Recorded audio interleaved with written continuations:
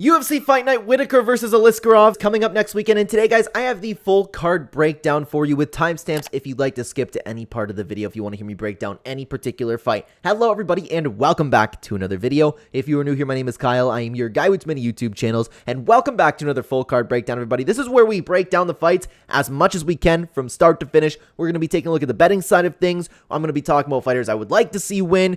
And I just thought that I was supposed to sign into Typology so I can actually put my prediction in, and I still didn't do that. We're going to get that next week, guys. Yeah, sorry, guys. I had to do a little bit of a jump cut because I'm going to have to make some changes to this video. So at the time that you're seeing this, I already recorded this entire video. Either, I can't remember already if it was Thursday or Wednesday. Regardless, some changes have been made to the card, so I'm going to need to slip in myself here, different clothing, and I honestly a little bit more awake, to be honest with you. But so, of course, we know that the Farid Basharat fight is off. I'm not going to cover that because I need to make this video and I need to schedule it. So even if there is a replacement for Montel Jackson, I will not have that breakdown. Maybe if anybody's interested, I'll make a separate video for it specifically, but Sedriques Dumas versus Denis Tiuliulin is the new bout, and of course, Robert Whittaker versus Aliskerov. So I'm going to have to just jump cut those fights. So sorry, guys, if the video looks a little bit poor in that sense, but there's nothing I can do. I'm not going to re-record the whole thing. With that being said, let's start off with the first fight of the night, and that being Xiao versus Chang Li. And I must apologize, guys. I may be pronouncing a name incorrectly, but there's nothing you can do about that. I try to remember how to say it. But regardless, you have two fighters both making their UFC debut after the road to the UFC, and both guys have looked very good. I think that it was a proper signing in my opinion. You have Xiao, who is a well-rounded fighter with, honestly, like, sneaky good BJJ that people don't like. I mean, people just talk about this guy being a striker, but he does have a ground game with it. He has good cardio. He does a really good job controlling where the fight goes. If he wants it on the feet, he does a good job keeping it there. If he wants to take it on the ground, he can do the kind of the same thing. And you have Chang Li on the other side of things, who is primarily a grappler, but he doesn't have poor kickboxing or anything. He actually has pretty good kicks, pretty good high kicks, honestly. But other than that, both guys making their UFC debut, both guys pretty good fighters, and I do want to lean towards the experience of Xiao in this fight, and I like the fact that he does a good job dictating where the fight goes, because if we see like Chang Li wants to take this fight to the ground, decides not to use his kicks, then Long might be able to keep this fight on the feet. I like the experience from him so far, and it's a close fight. It's definitely not one that I'm going to bet on, but I'm going to lean on the side of Long for this fight. Let's take a look at what the betting side of things over there. But before that, for who I want to see win this fight, to be honest with you, I don't really care. And you can see that over on OddsJam here, we have about a pick'em fight. You have minus 110, minus 105. That's kind of how I'm feeling about it. I'm just giving a slight lean over to Long, but it's definitely a fight to stay away from a betting perspective, in my opinion. All right, guys, let's get into this brand new fight, which is just so much better than the first fight, right? Because Sedriques Dumas totally belongs in the UFC and is totally just a really exciting fighter that I absolutely love to watch. We have the new fight, Sedriques Dumas taking on Denis Tiuliulin. So I'll start with Denis Tiuliulin. Obviously, had a training camp for this fight. He is an aggressive striker who likes to constantly move forward. Sometimes he does like to suck you into a brawl, though, and he can end up KOing you with pretty good power. So Denis Tiuliulin, he is a dangerous fighter. His 11-9 record represents that, and he's 36 years old, aging. He has been finished, so that's something to take into consideration. Excuse me. I will say, though, he has been put through the ringer of opponents. He has been put through the ringer of his opponents, and coming out with an 11-9 record with that, I don't actually... It's bad, okay? But just look at this, okay? Just look at his last five. Aliskerov, and Chris Riev, and then he got a win over Jamie Pickett, which is a step down in competition. Then Jun Young Park, Gregory Rodriguez, and Christian Leroy Duncan. Those are all fantastic opponents to have to go through. So this dude, I do believe, is a little bit better than his 11-9 record, but he is still like... He's not really the best fighter, of course, Denis Tiuliulin. He's a little bit on the decline as well. He's taking on Sedriques Dumas, who has taken this fight on just a couple days' notice. He's 28 years old. Somehow, since the Contender Series, matched up 2 wins, okay? Guys, I've been so unimpressed with this dude. It's incredible. So, off the Contender Series, he looked okay, got a submission, right? And then we were like, okay, this dude can actually do something in the UFC. Tough guy, hits hard, right? Came out, lost to Josh Fremd. He legitimately lost to Cody Brundage. He legitimately lost, and that's not a Cody Brundage fluke win. He lost that fight, and then somehow got a win over Abu Zaitar by doing nothing. Nothing happened in that fight, and he won a close decision. And then everything was set right in the world when he got KO'd by Ruziboev. And I understand that it was a controversial stoppage, but he was on his way to getting finished anyways. That fight would have been done. So, Sedriques Dumas, And I say this every time we make breakdown videos about Dumas is I don't mean to sit back on my microphone and be disrespectful because somebody's like, of course, when you have a UFC fighter, someone willing to step in the cage, obviously you're doing something more braver than I have ever done in my life. But I don't know what else to say besides this guy is a bad fighter. He's not good. Stepping up on short notice. Already sucking in the UFC without a training camp. What am I supposed to say? Denis Tiuliulin is obviously going to win this fight. Even if you want to compare the skill set, Denis Tiuliulin is better everywhere. Sedriques Dumas just isn't good. That's the entire breakdown for Sedriques Dumas. There are very few people in the UFC, if anybody, that I would pick him to beat. Like I said, I can't believe he beat Cody Brundage, and I can't believe he beat Abu Azaitar. That shouldn't have happened. He sucks. That's the end of it. Denis Tiuliulin's going to win this fight. And of course, guys, something that I didn't mention at the beginning of the video is OddsJam hasn't breaking down the new odds because these fights literally just got replaced. So unfortunately, I can't take a look at the betting side of things for you this and along with the main event. So that's what we're going to stick with. My pick is going to be Denis Tiuliulin, and I hope he wins. I like him a lot more. Let's keep going up the card, though, guys, to the next fight. We have Magomed Gadzhiyasulov taking on Brendson Ribeiro. Now, I'm excited for Magomed to make his UFC debut because he had a very, very interesting debut on the Contender Series, and it's a little bit tough because he looked really, really good in this fight, but I'm left not convinced of him. He did gas in the third round, and his opponent sucked. Little bit of an issue there, but before that, he's been looking good, man. He's been looking really, really good, but of course, the problem is, look at this competition level that we have over here. Sorry about my phone notification, but it's a little bit tough. And like we were talking about Denis Tiuliulin, I'm having trouble seeing where this dude actually fits into the game. So he is a very, very hard hitter. You can literally hear the impact of his shots when he lands on somebody. He is a really good striker, does a great job in mixing in punches with like calf kicks. He can kind of attack anywhere on the body, which I really like. He does also have a full skill set. He is a very good grappler as well. The only issue is, like I mentioned, this dude can fade, and the boxing in particular needs some work because sometimes he can be a tad sloppy, but in saying that, he's a really good kickboxer. He sets up his kicks pretty nicely. So there's just a couple things that I've noticed personally that needs a little bit of improvement. The cardio, and it's a big one. You really need a little bit of a cardio boost over there. But other than that, he has really good timing, and he's taking on Brendson Ribeiro, who is an offensive both striker and grappler. He wants to come out and just absolutely rip your head off. Sometimes, though, it can work against him because he can get caught moving forward, and Magomed definitely can catch him. That's the big issue over here, okay? So you have Brendson Ribeiro, who had his UFC debut and then ended up getting knocked out in just 2 months ago, and Magomed Gadzhiyasulov hasn't made that UFC debut yet, but on the Contender Series, both of them looked pretty good, and other than that, Brendson Ribeiro, he's also a fighter when, he breaks into the UFC, exactly where is he going to fit? That's a problem you have with some of these contender guys, but I like what I've seen personally from Magomed more because Brendson Ribeiro kind of relies on his toughness just a little bit too much, in my opinion. And we've seen it work against him, and Magomed definitely can have that work against him because how I kind of see it is Brendson Ribeiro coming forward and Magomed kind of chopping at the legs, countering very nicely. I'm going to pick Magomed Gadzhiyasulov to get the win here. I know he's at a reach disadvantage. I know that might be a little bit of an issue, but still, I like the kicks that I've seen from him. I think he can hang in the grappling, and I was left more impressed from the Contender Series with Magomed, so I'm going to lean towards him. But again, with these Contender Series guys, man, it's a little bit difficult to pick, and I know Brendson Ribeiro had his UFC debut, but it didn't go well, obviously. But for who I'd like to see win, guys, honestly, I think I'd like to see the Gorilla get the job done just because he didn't end up getting... Whoa. Anyways, I've just brought up OddsJam. Hang on. Because he didn't end up getting a win in his UFC debut. That's what I was going to say. But taking a look at OddsJam over here, you can say that Magomed Gadzhiyasulov is a huge favorite. I don't feel like it should be that much.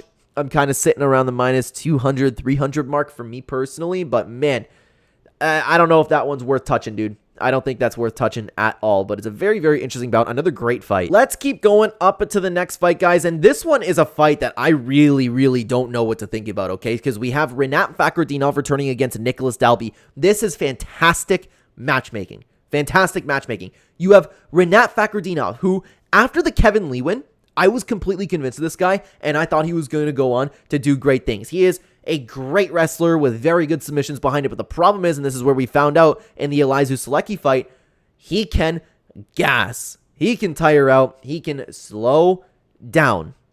And that really, really halted a lot of hype on him, for me especially. But other than that, the dude's been near perfect. Like, he destroyed Bryan Battle, and Bryan Battle is a great, great contender in the division. He's looked really good since he came into the UFC, and he's taken on Nicolas Dalby, who is one of those fighters that can kind of do a little bit of everything. But what does he weaponize? He weaponizes pace and cardio.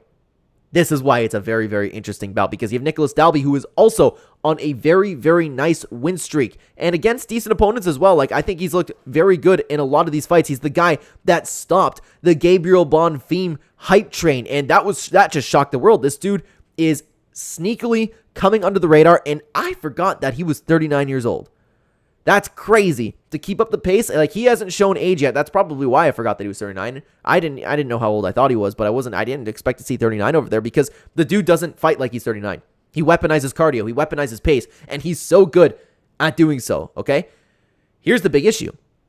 I think in the first round, these two are going to come up, and I think that Rinat Fakhretdinov is going to do what he does, kind of come out aggressively, out-wrestle Nicolas Dalby. But what happens when this dude gets tired? What happens when Nicolas Dalby starts putting on resistance to that? Rinat Fakhretdinov will need to, if he wins this fight, he will need to go really quickly and then just get a submission. Because if the fight continues to go, I believe that Nicolas Dalby will actually weaponize that pace. And if Rinat Fakhretdinov fights like he did in his previous fight just 6 months ago, he is going to have big issues. And I think that Nicolas Dalby will definitely get the win over there. So you kind of have a Khamzat Chimaev deal over here when I don't know who's going to win. I don't know who's going to win. Because when is Rinat Fakhretdinov going to get tired? Is he going to get the submission? I don't know. It's a fantastic, fantastic matchup. I think this should be a pick'em fight. I don't know who to pick. If you made me choose for the video, make my prediction, I'm going to go with Rinat Fakhretdinov because he is younger. Nicolas Dalby will have to slow down sometime. He's 39 years old, pushing 40. That day is coming. And you also are fighting in Saudi Arabia. They're going to want Rinat Fakhretdinov to get the job done. But for me, who I would like to see win, guys, I am definitely going to be cheering for Nicolas Dalby because I would like to see him defy the odds still, continue that win streak, look as good as he's been looking, and really get the upset over here. So what's interesting over here is over on Odds Jam, you have Rinat Fakhretdinov sitting at a minus 265-ish to 300 favorite. I think this should be a pick'em fight. I wholeheartedly believe this should be a pick'em fight. Please let me know if I'm not seeing something that you guys are here, because I see this fight going both ways completely. Let's keep going up the card, guys, though, to the next fight, that being Muin Gafurov taking on Chang. Both guys in a little bit of a rut in their career. Not so much for Chang because he's just taken off of one loss after 2 previous wins, but still, both guys aren't exactly in a really good position in their career. You have 19-10, you have 18-6. Now, Muin Gafurov, man, I'll start with him because I'm very disappointed in him because all we kind of know from him is he's a come-forward fighter who kind of lacks technique. He throws big shots, and it's worked for him because I've watched him back in his LFA days, and he looked great in the LFA. He looked great in the LFA, but then he came to the UFC and didn't live up to the hype at all. But I will say it's against good opponents, so make of that what you will, but still, he's a little bit sloppy-ish, and maybe we overhyped him in the LFA days. And he's taking on Kang, who is a rangy striker with good grappling. This fight is one of those fights, too, where I am having a little bit of a problem picking it, okay? Because you have Hang, who is far from Mr. Perfect, unfortunately. He's won some, he's lost some, he hasn't taken on the best of opponents. I will say, though, besides, like, of course, John Castaneda, Muin Gafurov has taken on the better opponents. I will say, when these two come in, the range will matter for Chang. The reach advantage will matter because he has a 73-inch fighting 68. But then again, Muin Gafurov, I can see him coming forward. Chang is getting older, man. He's almost 37 years old, and I kind of got a little bit of a gut feeling on this one. I kind of got a little bit of a gut feeling that Muin Gafurov will get this one done. I don't know why. I could just see him coming forward and getting the better of Chang. That's just me, though, but let's see what the odds are. I don't really care who wins this fight, to be honest with you. There you go. You have a pick 'em fight. See, it's two guys kind of at the same stage of their career. Neither of them have been really impressive, and both of them are, yeah, it's a tough fight to break down, that one. Very tough fight. So, pick 'em fight, that makes sense, to be honest with you. Let's keep going up the card, though, guys, to Nasrat Haqparast taking on Jared Gordon. Guys, I'm very excited to see Nasrat fight again because this dude has been sneaking under the radar with some really, really solid wins. Of course, he had a little bit of a bumpy career since he joined the UFC, but then now he has looked really good against John McDessie, Landon Quinones, and, Jamie Malarkey. I will say, though, the opponents that he's facing could definitely be better, but he's looked really good. He's a good kickboxer with great range, great volume. He has a very solid jab, feints. He's just I feel like this dude's striking is improving every single time that we see him. He's taken on Jared Gordon, who is a good volume striker with decent combinations, decent wrestling. He doesn't really shine anywhere. I would say, though, because both of them definitely are volume strikers, both of them are very good at what they do. Nasrat, I think, is the better boxer, and that's going to be a problem for Jared Gordon because he's 20-6, man. We've seen him win. We've seen him lose. He's kind of all over the place, to be honest with you. And, of course, we have that famous Paddy Pillman fight where we all think that he won, but even then, he didn't look impressive at all. He's 35 years old, turning 36. Nasrat Haqparast will have a reach advantage on him and a slight height advantage, and he will use that to his advantage. I believe that Nasrat Haqparast is getting better every single time that we see him. I don't think that for Jared Gordon. Like, against, like, Mark Madsen, man, okay, he got a KO, but is in this fight, even just in then, it was pretty back and forth, and both guys were getting tagged, and Gordon just ended up landing a very big shot in the clinch. Nasrat in his last wins have been looking good, and he has high level experience too against Bobby Green, against Dan Hooker. Yeah, he hasn't always gotten the job done, but I like what I've seen from him, and I think he's getting better. I think that Nasrat Haqparast is absolutely going to get the win here. He's younger. He is just entering his prime now. He's getting better every single time we see him. The striking's crisper. The volume's great. The power is being shown now. I'm feeling really good about him, and I am considering placing a bet on him. Now, let's take a look over at OddsJam, what we have going on over here. You have Nasrat at a minus 220, 230 favorite. That makes total sense for me. I would even go as far to say 300. I haven't been impressed by Jared Gordon really at all in his entire career. I don't know. Like, yeah, you know what? He can have the upsets there, but I don't know, man. But guys, before we get into the next fight, I just want to stop for a second. If you don't want to hear me up, just skip about 30 seconds. So I talk a lot about betting on this channel. If you guys are interested into seeing what I am placing every single Thursday or Friday before the events, I will be uploading a members only video and making a members only community post talking about what bets I am placing and talking about my confidence levels, why I'm placing the bets, my parlays, all of that. So if you're interested in either supporting the channel or seeing and kind of comparing it to your own research, what I am doing with my money, because again, I talk a lot about betting, join the channel membership. You can find it in the pinned comment description down below and right next to the subscribe button. Very cheap compared to other channels. Thank you for listening. And also, OddsJam, the tool that we've been using over here, just like with Nasrat Haqparast versus Jared Gordon, we were just on it. They are very, very quick and have all the tools in the world for anybody serious about sports betting. If you would like to sign up for OddsJam and get a discount, you can use my link in the pinned comment description down below again and code Clenbat when you go to sign up. Thank you very much for listening, guys. Let's move on to the main card. Kicking off the main card, we have the return of the hyped up Shara Magomedov versus Joelton Lutterbach. Now, Lutterbach is a replacement opponent, but he is actually a good fighter. He's an all-around fighter with tons of experience, and he's mostly a striker, but again, he hasn't faced anybody at the UFC kind of level, though. They're just bringing him in because they need a short notice opponent for Xiao Magomedov. And long story short, guys, I think that this fight is being set up for Shara Bullet to get the win over here. Shara Bullet is a really, really great Muay Thai striker who is very violent. The only problem is because, of course, everybody was hyped up for his UFC debut against Bruno Silva. He lived up to the hype, but the problem is he showed zero takedown defense. The only problem is, and problem for his opponents is, while he has zero takedown defense, I don't absolutely hate that because he showed that he has resistance against BJJ, and he, like I said, man, did I mention that he's violent? He's a very, very violent striker, very violent person in general, a guy that you wouldn't want to be in the cage with because he attacks from the back with, I don't even know what else to say besides violent intent. He is throwing elbows, kicks, knees. He will throw anything from the bottom, and he took rounds from Bruno Silva from the bottom. The only thing is this dude will need to, especially as he's making his way up the middleweight division, yeah, he's looked great on the ground, and I love when fighters show that kind of urgency when they're on their back. Like, he was trying to knock out Bruno Silva from the bottom position, but he does need to improve that takedown defense. The only thing is, though, in this matchup in particular, yeah, Joelton does have a ground game, but he's mostly a striker. He's taking this on short notice, and I don't think that he has the striking that Shara Magomedov has. Shara Bullet has shown that he is a really good Muay Thai striker. He's lived up to the hype, like I just said. He's making it to the UFC. The UFC's hyping this guy up. A lot of the fans, they are fighting, like I said, Saudi Arabia. They're going to want him to win, and I think it's all set up for him to win. I think that this dude is going to be a little bit of an issue, especially when it comes to the unranked middleweight fighters.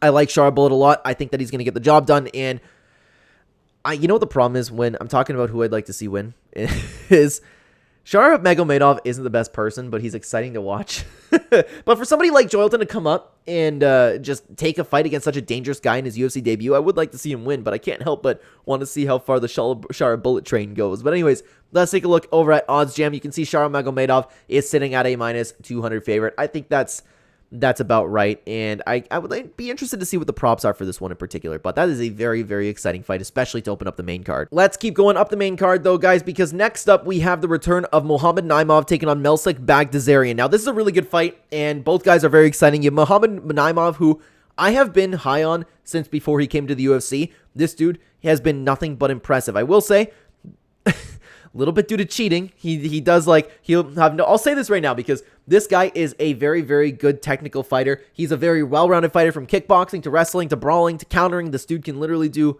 anything when it comes to MMA. And he's not afraid to cheat. He'll kick you in the nuts. He will grab the fence when he's being taken down. And honestly, because of the way that the UFC refs have been lately, they let it go. And they're going to be in Saudi Arabia. You know that they're going to let Muhammad Naimov cheat. They're going to let him poke in the eyes.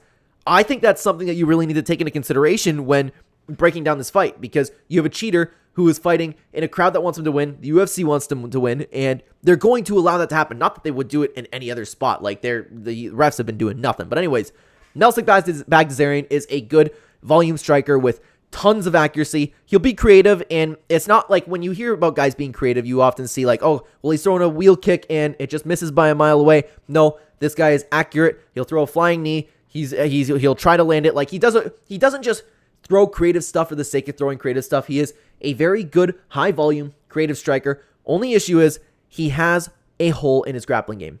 That needs work. But Muhammad Naimov, he'll probably want to keep it on the feet, to be honest with you. But the ground game is absolutely open. I don't know what the game plan is going to be for Naimov. I don't know, because we haven't seen him fight anybody who has a hole in the grappling like Melsik Bagdasaryan has, and so we don't know exactly, is he the type of fighter to game plan like that, or is he just going to sit down and strike? And, man, I'm probably going to ride the Naimov train until it derails. I like what I've seen from him. I think, cheating aside, I think he's a very, very good fighter, and Melsik Bagdasaryan does have the goal hole in his game. He has looked good recently, but I don't know, man. I don't know. I like Muhammad Naimov with this matchup. I think that he is just going to be the better all-round fighter. He has the extra options. He's tough. And again, you have to take into consideration that he'll cheat and he'll probably get away with it. I really do believe that. So let's take a look at what Odds Jam... Wow. Odds Jam has him at about a pick'em fight. That's something that I will definitely consider hitting myself. Melsik Bagdasaryan, like I said, he's a good fighter. He's a good fighter. I think that Muhammad Naimov is still being counted out. Let's keep going up the card, though, to the next fight, and I might be... This fight might break my heart. You have Kelvin Gastelum versus Daniel Rodriguez. Kelvin Gastelum, one of my favorite fighters of all time. Also, one of the most wasted talents of all time. He is an incredibly complete MMA fighter, but it's obvious that he lacks discipline outside of the cage. It shows. He shows up missing weight. He shows up not in shape. He could just do so much better. And it was so depressing to see him get ragdolled in his return fight against Sean Brady. He's better than his 18-9 record, but at this point in Kelvin Gastelum's career, I can't trust him. He got absolutely dominated in his last fight. And I was sitting here saying, guys, I lost money on that, by the way. Guys, Kelvin Gastelum's moving back down to welterweight, and I was thinking that he was going to be like the welterweight that we saw him at the beginning of his career, and he's just a shell of his former self, man. But he is taking on Daniel Rodriguez, who I have always said that he is one of the most overrated fighters of all time. One of the most overrated fighters we have ever seen in Daniel Rodriguez. He's just not good. He's a decent boxer with okay takedown defense, and sometimes he fades in fights. That's Daniel Rodriguez. And he showed Daniel Rodriguez against Neil Magny and Ian Machado Gary. I don't think that Daniel Rodriguez is good. Kelvin Gastelum, though, at this point in Kelvin's career, I don't know if he's going to beat Daniel Rodriguez. If this was the Kelvin Gastelum that not fought Chris Curtis, Jared Cannonier, if he fought Robert Whittaker, if the Kelvin Gastelum that fought Robert Whittaker, Ian Heinich, was fighting this Daniel Rodriguez, I would be able to put the bank account on that. Kelvin Gastelum would absolutely wipe the floor with him. Kelvin Gastelum is a better fighter. He has better boxing. He has better wrestling, jiu-jitsu. Kelvin Gastelum is a very complete MMA fighter. He just can't put it together. I don't know if he's not training outside the cage. I don't know if it's the diet. I don't know if it's the heart. I don't know what it is, but Kelvin Gastelum has not been able to put it together. It breaks my heart because I really, really like Kelvin as a person, and I will be sitting down and I will be cheering for him more than anybody else on this card. And Robert Whittaker is also fighting on this card. I hope that Kelvin Gastelum gets the job done. I just can't trust him anymore. But Daniel Rodriguez isn't good, so I almost want to pick Kelvin Gastelum. And here's the thing too, like, what if he just fought Sean Brady, and Sean Brady is that guy who's going to go on to become champion? What if Sean Brady is that strong? Because he manhandled Kelvin Gastelum. But Sean Brady's looked good against everybody, you know, except, shockingly, Bilal Muhammad. It just doesn't make sense, but maybe it was a one-off performance. Maybe Kelvin Gastelum will still look good at welterweight, because he was talking about before this fight how good he's feeling, how he's ready to go on a mission for gold, right? I don't know, man. I don't trust him anymore. I don't trust him. He's the better fighter. He should win this fight. But I can't trust him not to show up anymore. So I'm going to be forced to pick Daniel Rodriguez in this matchup. I don't want to. I don't want to, because he's not the better fighter. I'm just done trusting Kelvin Gastelum, and he needs to show me otherwise. And for who I hope wins, guys, I really, really hope that Kelvin Gastelum gets the job done. Like I said, he's one of my favorite fighters. I really, really, really like him. And it's shocking to see over at Odds Jam that Kelvin Gastelum is such a big favorite. Look, I get it. Daniel Rodriguez isn't good. I get it. But I don't understand how people can have faith in Kelvin Gastelum anymore. It's unfortunate, but it's just the reality of the situation, right? Let's continue on up the card, though, guys. We have Johnny Walker versus Volkan Ozdemir. Johnny Walker finally coming off of that big win streak. And, of course, we had the accidental legal knee by Magomed Ankalaev, but then we had a rematch, and justice was served over here. But everybody was kind of back on the Johnny Walker train. Not like, oh my God, this guy's going to be world champion, but people thought that Johnny Walker was coming back, right? Because, of course, he put together a nice little win streak over here, but these wins have not aged well at all. But Volkan Ozdemir has looked very, very improved and fantastic in his last fight, okay? So this is a very interesting fight, because you have Johnny Walker, who is a very, very big and athletic striker. He can be technical at times, but he shines when he's wild, and he throws his nuclear power around with his giant reach and throwing it all over the place. Sometimes he tries to fight technical, doesn't look all that good. Sometimes he doesn't try to fight technical, and he looks good, doesn't look good. It's just, you never know what you're getting with Johnny Walker, okay? When he does decide to throw wild, it turns it into a 50-50 fight, because Johnny Walker has a really big chin issue. Volkan Ozdemir, though, on the other hand, he is a very good kickboxer with, I would say, improved grappling over the years, because, and it's just shown the more we've seen Volkan Ozdemir fight, he is still hungry, he's still trying to get to that title. I think that Volkan Ozdemir is better than his 19-7 record, because he has been put through, like we were talking about, who were we just talking about, actually? I don't recall, actually. I'm having a little bit of a blank. So we were just talking about someone in the card who has been put through the ringer of opponents, and Volkan Ozdemir is that guy. Yuri Prohashka, Magomed Ankalaev, Paul Craig, Nikita Krylov, Bogdan Guskov, who is shown to do good things after this win. So I think that Volkan Ozdemir is better than his 19-7 record. I know he hasn't been able to put it together. I know he's 35 years old. He's aging now, but he's still showing improvements, because in the Bogdan Guskov fight, he looked, and this is the only word I can say for it, spectacular. Spectacular. He was accurate, powerful. He mixed in the takedowns very nicely. He looked fantastic. Johnny Walker has not looked fantastic. Johnny Walker, you can never trust his chin. That's the thing. And what Johnny Walker is going to show up? Is going to show up and throw wild, because that is his best chance of winning this fight. He uses his reach, uses that power, uses his athleticism to get it on. And when he does that, it unfortunately turns into a 50-50 fight, because he can't take a punch on the chin.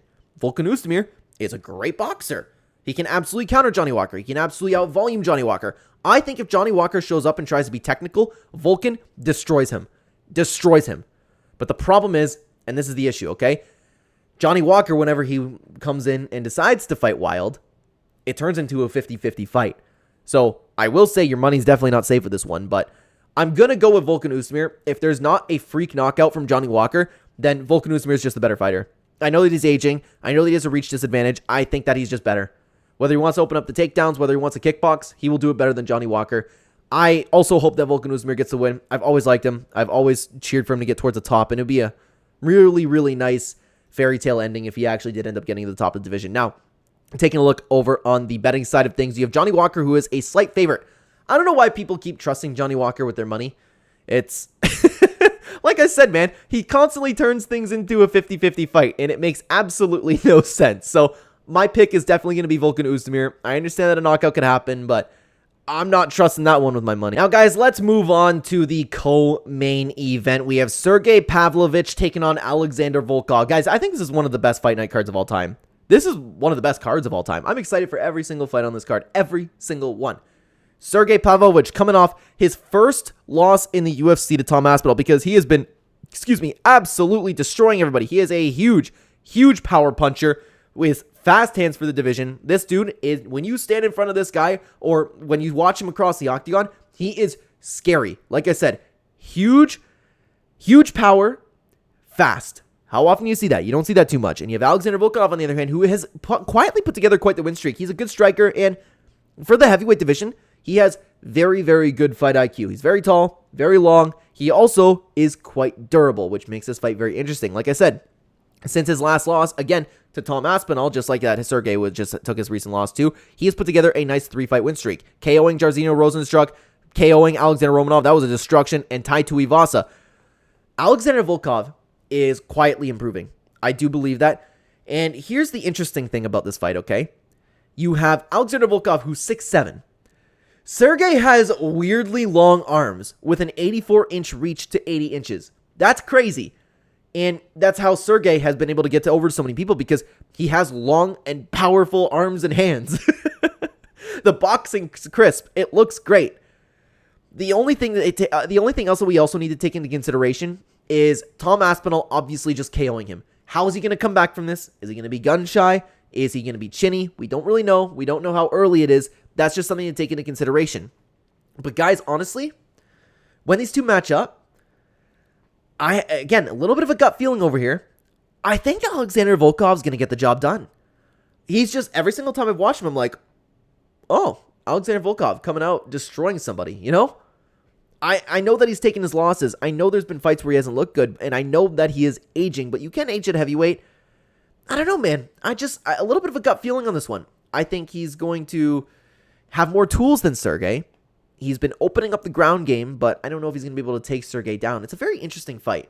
Sergey can absolutely come in and get the KO because he is one of the most powerful guys in heavyweight right now. But man, I'm going to pick Alexander Volkov. I don't know how he's going to win. Maybe with volume strikes. Maybe he'll get another finish. I got a funny feeling about that one. Let's see what the odds are. I'm very, very interested. And for who I hope wins, guys, I don't know. I'm kind of cheering for Sergey. I like Sergey a lot, but I also like Volkov. But let's see what the odds are over here. So you have Sergey Pavlovich sitting at around a minus 200 to 10-ish favorite. Very interesting there. Very interesting. I'll have to really consider it if that's something that I want to throw my money on. It's going to be a little bit of a tricky card for betting, to be honest with you. Very, very tricky. Now, guys, a little bit of another jump cut over here. Let's move on over to the main event of the evening. We have Robert Whittaker versus Ikram Aliskerov. I spent, and I'm not kidding, 12 minutes breaking down Robert Whittaker versus Khamzat Chimaev because there were so many moving parts to it, and I was so excited for this fight.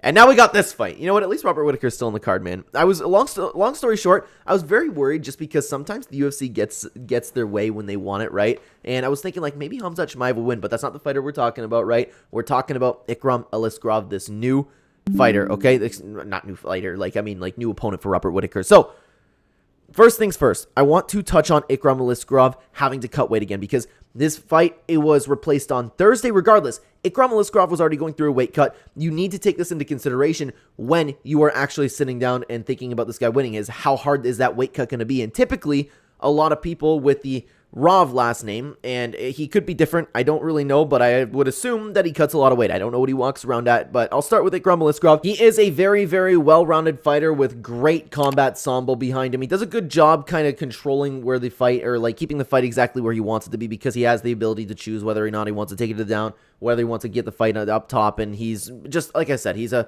pretty complete fighter. No matter where it goes, he can compete with you. But Robert Whittaker himself is also an incredibly complete fighter. So this is actually a good matchup between two I don't mean to say top contender for Ikram Aliskerov, but he does seem to have the entire tool set to actually compete with a guy like Robert Whittaker. I want to touch on Robert Whittaker really quick because Ikram Aliskerov 15-1, everything that we've seen from him has been perfect throughout the UFC, but I will say the opponents not so great. Robert Whittaker, yeah, you know what? He's won one, he's lost one, he's won one, he's lost one, but of course, he lost Israel Adesanya. He lost Sedriques du Plessis. This one doesn't make sense because something that I wanted to touch on is people like to call Robert Whittaker chinny, and he's aging. Of course, he's almost 34 years old, but I would love to know what you guys think about this down below because I don't necessarily know if Robert Whittaker is chinny or not because, yeah, he visibly gets rocked, but he recovers. So is that really considered chinny? I don't know, and I'm sorry. I don't know what my dog is doing back there. She just got a haircut. She looks ridiculous. Anyways, I just heard her flying up on the couch over there. But anyways, I want to talk about this Paulo Costa win because just 3 months ago, after all the questions that Robert Whittaker was past his prime, all the sad TikToks, everybody being sad that the end of the Reaper was upon us, he looked amazing in this fight. He really did. The blitz was on point. He had really powerful low kicks, accurate jabs, and I am so sorry about my dog now just going crazy. I'm sorry, guys. The only problem in this fight with Paulo Costa is, as usual, Robert Whittaker did end up getting hit a lot. But in the first round, he did almost get finished too. So is he still chinny? I don't know, but he still dug deep. He fought harder, and he ended up getting the win. I don't know if my mic's picking that up. Guys, I am so sorry, man. I am so sorry. I hope you're still enjoying this breakdown we have over here. But my point being, Robert Whittaker still looked really good. He looked bad. He looked good. So I don't know where Robert Whittaker sits in his career because you have the Sedriques du Plessis loss where he finally had some durability issues, and which didn't make sense for Robert Whittaker, but then he looked good against Paulo Costa, and I think that Paulo Costa still belongs at the top of the division. Here's the big problem, okay? We don't know how good Ikram Aliskerov is. He has all the tools, he has the skill set to be a top contender, and I do believe that he can compete at the top of the division. But this is a big jump up in competition, a very different style compared to what he was fighting. Robert Whittaker has been training so hard against Khamzat Chimaev, that training is going to help with Ikram Aliskerov, and on top of that, it worries me that Ikram Aliskerov was already going through a weight cut. That's a big issue in my opinion. That's a really, really big issue. Big step up in competition. I know he's in his prime, but we don't know how he's going to be good. I think the stars are kind of aligning for Robert Whittaker to end up winning this fight. Obviously, it goes to the scorecards. I would imagine that Aliskerov is going to get, even if he loses a robbery decision, I think they're going to give it to him anyways. I just have to think about that like that. Again, the judges really worry me, especially lately. Because if Robert Whittaker wins, what's he going to do? Israel Adesanya's probably fighting Sedriques du Plessis. If Israel Adesanya wins, which I think is more likely than not, then they're not going to give Robert Whittaker another title shot. They want Ikram Aliskerov at the top of the division. I don't know, man. For a matchup, I am going to pick Robert Whittaker to win. I don't like the double weight cut. I don't like the short notice for this fight. I double weight cut because of short notice. I don't like that Ikram Aliskerov hasn't taken on anybody to the level of Robert Whittaker yet. And Robert Whittaker definitely has the toolkit to go 5 hard rounds. We don't know that about Ikram Aliskerov yet. So I think the safe pick is Robert Whittaker. I'm going to choose him to win. I don't know how he's going to win, and for who I hope wins, guys, I hope Robert Whittaker gets the job done. He's one of my favorite fighters of all time, and him and Kelvin Gastelum, I will be sitting back. I will be really, really cheering for. I hope he gets a job done, man, and I would love to see Robert Whittaker get back to that title fight one day. Guys, let me know what you think about all of the fights down below. It's one of the best Fight Night cards we have ever had in UFC history.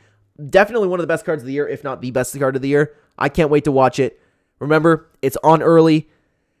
And some of these picks, man, it's going to be interesting for betting. So we'll have the complete betting guide out for you either tomorrow or the next day. Regardless, guys, let me know what you think down below. Thank you very, very much for watching this video. While you are waiting for that, why don't you check out this video on screen right now? We rank every single MMA commentator, and it's some wild opinions over there, guys. I will see you over there in the next video. Take care.